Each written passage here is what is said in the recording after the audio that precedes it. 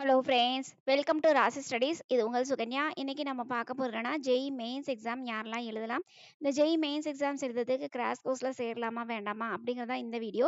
So இந்த வீடியோவை skip பண்ணாமல் பாருங்கள். அதுக்கு முன்னாடி என்னோட சேனல் பிடிச்சிருந்தா கண்டிப்பாக லைக் பண்ணி ஷேர் பண்ணுங்கள். தெரியாமல் தெரிஞ்சுக்கிட்டும் சப்ஸ்கிரைப் பண்ணுங்கள். பக்கத்தில் இருக்க பெல் ஐக்கான் பட்டனை கிளிக் பண்ணும்போது என்னோட நியூ நோட்டிஃபிகேஷன்ஸ் எல்லாமே உங்களோட மொபைலுக்கு ஈஸியாக வரும்.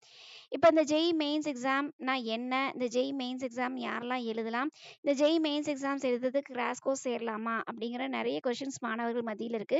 ஸோ அதுக்கு உண்டான வீடியோ தாங்க. ஸோ இந்த வீடியோவை ஸ்கிப் பண்ணாமல் பாருங்க. ஃபர்ஸ்ட் ஆஃப் ஆல் இந்த ஜெய் மெயின்ஸ் எக்ஸாம்னா என்ன, எத்தனை செஷன்ஸ் கண்டக்ட் பண்றாங்க, எப்போ அப்ளிகேஷன்ஸ் ஓப்பன் பண்றாங்க அப்படிங்கிறது எல்லாமே தெரிஞ்சுப்போம். அதையும் தாண்டி இந்த ஜெய் மெயின்ஸ் எக்ஸாம்ஸ் எழுதலாமா, யாரெல்லாம் எழுதலாம், கிராஷ் கோர்ஸ்ல சேரலாமா அப்படிங்கிற கொஷின்ஸ்க்கு உண்டான சொல்யூஷன்ஸ் இந்த வீடியோ எண்ட்ல கொடுத்துருக்கோம். ஸோ இந்த வீடியோவை ஸ்கிப் பண்ணாமல் பாருங்க. ஃபர்ஸ்ட் ஆஃப் ஆல் இந்த ஜெய் மெயின்ஸ் வந்து ஜான் செஷன்ஸ் ஒன்று கண்டக்ட் பண்ணுறாங்க, ஏப்ரல் செஷன்ஸ் ஒன்று கண்டக்ட் பண்ணுறாங்க. 2 செஷன்ஸ் ஆக மொத்தம் கண்டக்ட் பண்ணுறாங்க. இந்த 2 செஷன்ஸும் எழுதலாம், இல்லை ஏதாவது ஒரு செஷன்ஸ் மட்டும் எழுதலாம். ஜான் செஷன்ஸ்க்கு அப்ளிகேஷன்ஸ் க்ளோஸ் ஆயிடுச்சுங்க. ஸோ அப்ளிகேஷன்ஸ் போட்டவங்க மட்டும் உங்களுக்கு ஜான்வரி 22லேருந்து ஜான்வரி 31க்குள்ளே எக்ஸாம் எழுதலாம். அதே மாதிரி ஏப்ரல் செஷன்ஸ் இனிமேல் கொண்டு தான் நான் எக்ஸாம் அப்ளிகேஷன்ஸ் போட போகிறேன் அப்படிங்கிறவங்களுக்கு ஜான் 31லேருந்து பிப்ரவரி 24 வரைக்கும் உங்களுக்கு அப்ளிகேஷன்ஸ் ஓப்பனில் இருக்கும். ஸோ அப்போ நீங்கள் ஏப்ரல் செஷன்ஸ் உண்டான அப்ளிகேஷன்ஸ் போட்டு உங்களுக்கு பர்டிகுலராக ஏப்ரல் 1ஆம் தேதியிலேருந்து ஏப்ரல் 8ஆம் தேதிக்குள்ளே நீங்கள் எக்ஸாம் எழுதுவீங்க. இதுதான் ஜெய் மெயின்ஸ் கண்டக்ட் பண்ணுற எக்ஸாம். சரிங்களா? சரி, இந்த ஜெய் மெயின்ஸை தாண்டி வேறு ஏதாவது எக்ஸாம் கண்டக்ட் பண்ணுறாங்களா அப்படின்னா, ஜெய் மெயின்ஸ் பிஆர் பிடெக்கு உங்களுக்கு பேப்பர் 1ன்னு சொல்லுவாங்க. அதே மாதிரி பிஆர்க்கு அதாவது ஆர்கிடெக்சர் கோர்சஸ்க்கு ஜாயின் பண்ணணும்னா பேப்பர் 2A எழுதணும். இல்லை பி பிளானிங் கோர்சஸ்க்கு ஜாயின் பண்ணுறோம் அப்படின்னா பேப்பர் 2B எக்ஸாம் எழுதணும்.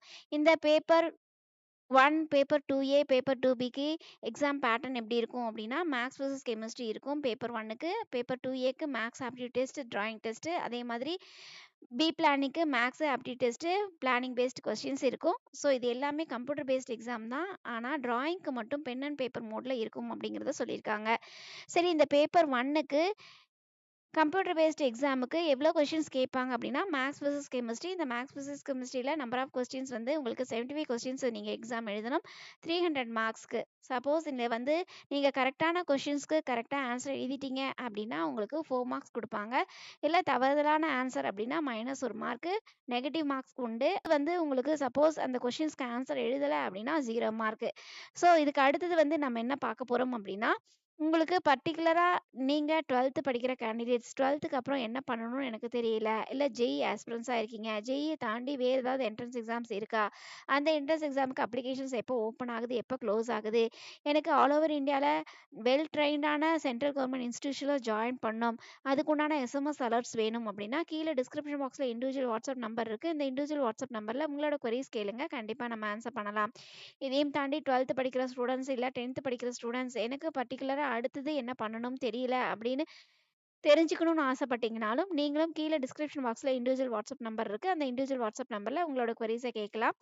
இதையும் தாண்டி உங்களுக்கு பர்டிகுலராக 12th கேண்டிடேட்டாக இருந்தாலும் சரி, இல்லை 10th கேண்டிடேட்டாக இருந்தாலும் சரி, இந்த மாதிரி நிறைய அப்டேஷன்ஸ் உங்களுக்கு வேணும் அப்படின்னா கீழே டிஸ்கிரிப்ஷன் பாக்ஸில் இண்டிவிஜுவலாக வாட்ஸ்அப் லிங்க் இருக்குது. அந்த வாட்ஸ்அப் லிங்க்கில் ஜாயின் பண்ணிக்கோங்க. கண்டிப்பாக உங்களுக்கு ரொம்ப ரொம்ப ஹெல்ப்ஃபுல்லாக இருக்கும். அதுக்கு அடுத்தது வந்து பேப்பர் 2A அப்படின்னு சொல்லியிருந்தேன். இந்த பேப்பர் 2A பிஆர்க்கு உண்டான எக்ஸாம்.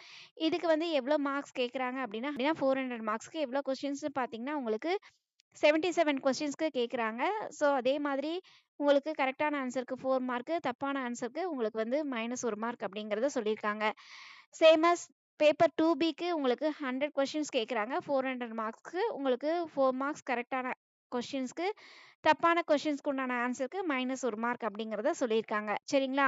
சரி, இதுக்கு அடுத்து நம்ம ஜெய் மெயின்ஸ்னா என்ன, எத்தனை செஷன்ஸ் கண்டக்ட் பண்ணுறாங்க அப்படிங்கிறத தெளிவாக தெரிஞ்சுக்கிட்டோம். இதுக்கு அடுத்து வந்து இந்த ஜெய் மெயின்ஸ் எக்ஸாம் யாரெல்லாம் எழுதலாம், ஜெய் மெயின்ஸ் எக்ஸாம் எழுதுறதுக்கு ஏதாவது கிராஷ் கோர்ஸ் சேரலாமா வேண்டாமா அப்படிங்கிற நிறைய கன்ஃபியூஷன்ஸ் மாணவர்கள் மத்தியில் இருக்குது. ஸோ அதை கிளியர் பண்ணலாம் வாங்க. ஃபர்ஸ்ட் ஆஃப் ஆல் வந்து இந்த ஜெய் மெயின்ஸ் ஆல்ரெடி நம்ம சொன்ன மாதிரி ஜான் செஷன்ஸ் இருக்குது, ஏப்ரல் செஷன்ஸ் இருக்குது, இன் பிட்வீனில் உங்களுக்கு போர்டு எக்ஸாமும் வருது. ஸோ இந்த போர்டு எக்ஸாமுக்கு நம்ம கான்சென்ட்ரேட் பண்ணணும்.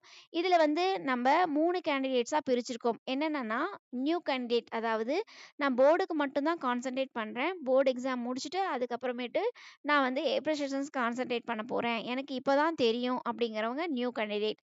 அதுக்கடுத்து ஜெய் ஆஸ்பிரன்ஸ்னால் யார் அப்படின்னா, எஸ்பெஷலி 11th அண்ட் 12த்துக்கு ஜெய்க்கு மட்டுமே ஃபுல் ஃப்ளெஜ்டாக கான்சன்ட்ரேட் பண்ணி அதுக்குமே நெறைய எக்ஸாம்ஸ் எழுதி, மாக் டெஸ்ட்லாம் எழுதி ப்ரிப்பேர்டா இருக்கிறவங்க ஜெய் ஆஸ்பிரண்ட்ஸ்.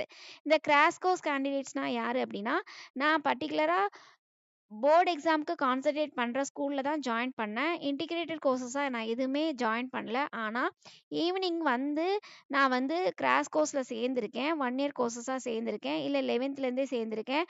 அவங்க வந்து இந்த கிராஷ் கோர்ஸ் கேண்டிடேட்ஸ். இந்த 3 கேண்டிடேட்டும் எப்படி வந்து பெர்ஃபார்ம் பண்ணுவாங்க அப்படிங்கிறத கிளியரா சொல்லலாம். பாருங்க. ஃபர்ஸ்ட்டு நியூ கேண்டிடேட்ஸ் ஆல்ரெடி நம்ம சொன்ன மாதிரி, அவங்க நார்மலான ஸ்கூல்ஸ் அதாவது சிபிஎஸ்இயோ இல்ல ஸ்டேட் போர்டோ அவங்க படிச்சுட்டு இருப்பாங்க. அவங்க போர்டுக்கு மட்டுமே கான்சன்ட்ரேட் பண்ணுவாங்க. அவங்க எந்த கிராஷ் கோர்ஸ்லயும் சேர்ந்திருக்க மாட்டாங்க. அவங்களுக்கு வந்து ஜேஇ மெயின்ஸ்னா என்னங்கிறது தெரிஞ்சிருக்கும். அவங்க சரி நம்ம ஜாயின் செஷன்ஸ் எழுதி பார்க்கலாம் அப்படிங்கிறது அப்ளிகேஷன்ஸ் போட்டிருப்பாங்க. இல்ல அப்படிங்கிற பட்சத்தில ஜாயின் செஷன்ஸ் வேணாம். நம்ம போர்டுக்கு முதல்ல கான்சன்ட்ரேட் பண்ணலாம். அதுக்கப்புறம் ஏப்ரல் செஷன்ஸ் எழுதலாம் அப்படிங்கிறதும் விட்டுருப்பாங்க. சரிங்களா?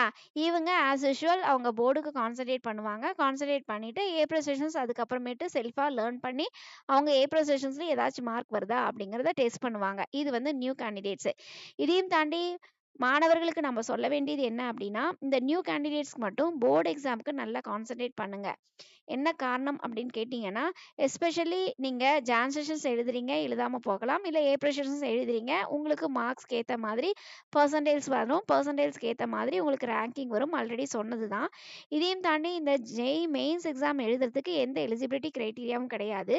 ஆனா, நீங்க பர்ட்டிகுலரா காலேஜ் ஜாயின் பண்றதுக்கு கவுன்சிலிங் அட்டெண்ட் பண்ணணும். கவுன்சிலிங் அட்டெண்ட் பண்றதுக்கு போர்ட் எக்ஸாம்ல கண்டிப்பாக 75% இருந்தா மட்டும் தான் நீங்க கவுன்சிலிங் அட்டெண்ட் பண்ண முடியும். கவுன்சிலிங் அட்டெண்ட் பண்ணா தான் காலேஜ்ல சீட் எடுக்க முடியும். அதனால போர்டுக்கு கான்சன்ட்ரேட் பண்ற ஸ்டூடண்ட்ஸ் கண்டிப்பா 75% எபோவ் இருந்தா மட்டும் தான் நீங்க கவுன்சிலிங் அட்டெண்ட் பண்றதுக்கு உண்டான எலிஜிபிலிட்டி கிரைட்டீரியா. அதனால போர்டுக்கு நல்லா கான்சன்ட்ரேட் பண்ணுங்க. அதுக்கப்புறம் ஏப்ரல் செஷன்ஸ்க்கு நீங்க கான்சன்ட்ரேட் பண்ணி நீங்க எக்ஸாம் எழுதுங்க.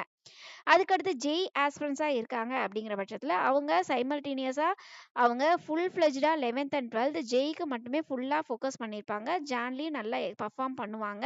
அதுக்கப்புறம் போர்ட்லயும் அவங்க நல்லா பெர்ஃபார்ம் பண்ணுவாங்க. ஏப்ரல் செஷன்ஸும் அவங்க பெர்ஃபார்ம் பண்ணுவாங்க. இந்த ஜான் செஷன்ஸ்ல ஏப்ரல் செஷன்ஸ்ல எது ஹையஸ்ட் மார்க்கோ அந்த ஹையஸ்ட் மார்க்குக்கு ஏத்த மாதிரி பெர்சன்டைல்ஸ்க்கு ஏத்த மாதிரி ரேங்கிங் வரும். ரேங்கிங் வந்த வாட்டி அவங்க நல்ல காலேஜ்ல அவங்க போய் ஜாயின் பண்ணுவாங்க. இது ஜேஇ ஆஸ்பிரண்ட்ஸ்க்கு உண்டான கிரைட்டீரியா. அதுக்கு அடுத்து 3 கேண்டிடேட்ஸ் யாரு அப்படின்னு பார்த்தீங்கன்னா, கிராஷ் கோர்ஸ் கேண்டிடேட்ஸ். இவங்க தான் கொஞ்சம் டேஞ்சரான கேண்டிடேட்ஸ் அப்படின்னு சொல்லலாங்க. என்ன காரணம் அப்படின்னு கேட்டீங்கன்னா, இவங்க மோஸ்ட் ப்ராபப்லி ஃபுல் ஃப்ளெட்ஜ்டா அவங்க போர்டுக்கு மட்டுமே கான்சன்ட்ரேட் பண்ணியிருப்பாங்க. சரிங்களா? அவங்க வந்து ஈவினிங் வந்து 1 இயர் கோர்ஸஸோ இல்ல 2 இயர்ஸ் கோர்ஸஸோ அவங்க எடுத்திருப்பாங்க. இருந்தாலுமே அவங்க ஃபுல் ஃப்ளெட்ஜ்டா அவங்க கான்சன்ட்ரேட் பண்ண முடியாது.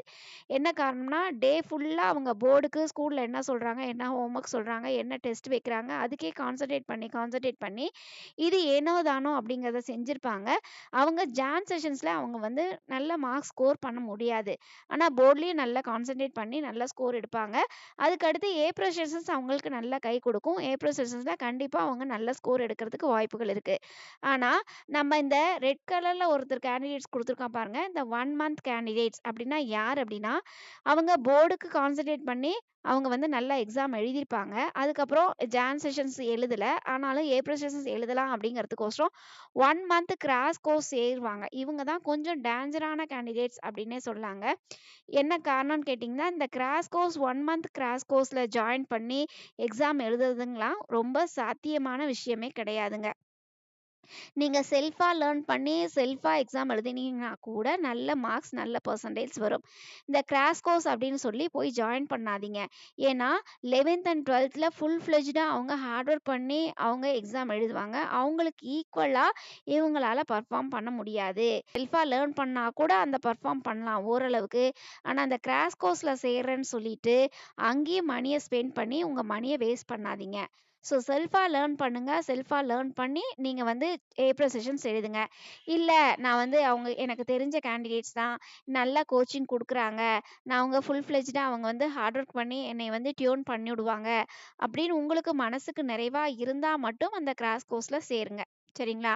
இருந்தாலும் என்ன பொறுத்தவரைக்கும், நீங்க சைமல்டேனியஸா போர்டுக்கு நல்லா கான்சன்ட்ரேட் பண்ணி என்சிஇஆர்டி சிலபஸ்ல கரைச்சு குடுத்துருந்தீங்கனாவே, மோஸ்ட் ப்ராபப்ளி ஏப்ரல் செஷன்ஸ் ஓரளவுக்கு நல்ல ஸ்கோரிங் வரும்.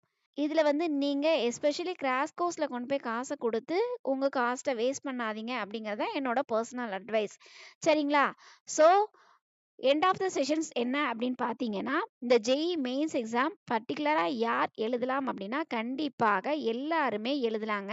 ஒன்ஸ் நீங்க வந்து நியூ கேண்டிடேட்டா இருந்தாலும் சரி, ஜேஇ ஆஸ்பிரண்ட்ஸா இருந்தாலும் சரி, இல்ல கிராஷ் கோர்ஸ்ல சேர்ந்தீங்கனாலும் சரி, இல்ல கிராஷ் கோர்ஸ்ல சேரலினாலும் சரி, என்சிஆர்டி சிலபஸ் நல்லா தரவுடா இருக்கீங்க அப்படின்னா, கண்டிப்பா நீங்க ஜேஇ மெயின்ஸ் எக்ஸாம் எழுதலாம்.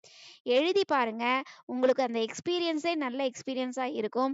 சப்போஸ் மார்க் இன்க்ரீஸ் ஆச்சு அப்படின்னா, கண்டிப்பா நீங்க நல்ல காலேஜ்ல ஜாயின் பண்ணி படிக்கிறதுக்கு உங்களுக்கு யூஸ்ஃபுல்லா இருக்கும். இது பெஸ்ட் ஆப்பர்ச்சுனிட்டி. ஸோ, அதனால இந்த ஜேஇ மெயின்ஸ் எழுதலாமா? வேண்டாமான்னு ஆசிலேஷன்ல இருக்காதீங்க. எல்லாருமே என்சிஆர்டி சிலபஸ கண்டிப்பா படிச்சிருப்பீங்க. அதனால எல்லாருமே இந்த ஜேஇ மெயின்ஸ் எக்ஸாம் எழுதலாம். ஓகே ஃப்ரெண்ட்ஸ், இந்த வீடியோ உங்களுக்கு பிடிச்சிருக்கும்னு நினைக்கிறேன். பிடிச்சிருந்தா லைக் பண்ணுங்க, ஷேர் பண்ணுங்க, தெரிஞ்சுக்கட்டும். சப்ஸ்கிரைப் பண்ணுங்க. பக்கத்துல இருக்க பெல் ஐகான் பட்டனை கிளிக் பண்ணும்போது என்னோட நியூ நோட்டிஃபிகேஷன்ஸ் எல்லாமே உங்களோட மொபைலுக்கு ஈஸியா வரும். தேங்க் யூ ஃபார் வாட்சிங். பை.